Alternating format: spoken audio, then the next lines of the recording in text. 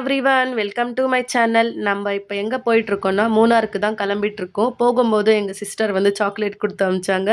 எனக்கு இல்லை, என் பையனுக்கு. எல்லாரையுமே பிக்கப் பண்ணிவிட்டு நாங்கள் கிளம்பிட்டோம். போகிற வழியில் வந்து ஒரு காஃபி குடிச்சிட்டு போகலான்னு சொல்லி பார்த்தா, எனக்கு தூரத்துலேருந்து பார்க்கும்போது இந்த ஷாப்பில் என்ன தலகாணி இவ்வளோ அடுக்கி வச்சுருக்காங்கன்னு நினச்சேன். பார்த்தா அது ரஸ்கா.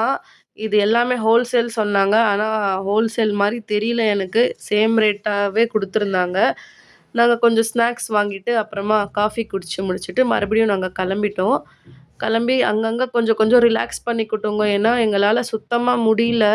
ஏன்னா என் பையனை எனக்கு உட்கார வச்சுட்டு அப்படியே வயிற்ற போட்டு அமுக்குறான். அவனுக்கு எப்படி கம்ஃபர்டபுளாக இருக்கோ அந்த மாதிரி தான் அவன் உட்கார்றானே. கொஞ்ச நேரம் ரிலாக்ஸ் பண்ணிவிட்டு அப்புறமா காலையில் ஆயிடுச்சு. இன்னொரு டீ கடையில் நிப்பாட்டி நாங்கள் எல்லாம் காஃபி குடிச்சிட்டு இருந்தோம். இந்த தாத்தா வந்து நீங்கள் எங்கேருந்து வரீங்க, எப்படி இவ்வளோ பேர் அந்த காரில் வந்திருக்கீங்கன்னு கேட்டார். என்ன பண்ணுறது தாத்தா, வந்துட்டோன்னு சொல்லிட்டு நம்ம மறுபடியும் கிளம்பிட்டோம். இப்போ போகிற ரூட் வந்து நம்ம காட்டுக்குள்ளே தான் போயிட்டுருக்கோம், ஃபாரஸ்ட்டு. நானும் நினச்சேங்க ஒரு யானை, புலி ஏதாச்சும் பார்க்கலான்னு. ஒன்றுமே வரல. பீகாக் மட்டும் தான் பார்த்தோம். அதுக்கப்புறம் அருவி, ஃபால்ஸ் எல்லாம் சூப்பராக இருந்துச்சு. தூரத்துலேருந்து பார்த்தா கூட அழகாக இருந்துச்சுங்க. அப்புறமா வந்து நம்மளுக்கு எல்லாருக்குமே பசி எடுத்துக்குச்சு. இங்கே வந்து எங்கே போனாலும் மேகி, அந்த சுண்டல்லாம் அந்த கலக்கா, அதை தவிர வேறு எதுவுமே இருக்காது போல். என்ன பண்ணுறது, எல்லாருமே வாங்கி சாப்பிட்டோம். சூடாக இருந்துச்சு. சாப்பிட்டு முடிச்சுட்டு நாங்கள் வந்து ரீச் ஆகிட்டோம் எங்கள் ரூமுக்கு. இந்த இடத்த பாருங்களேன்.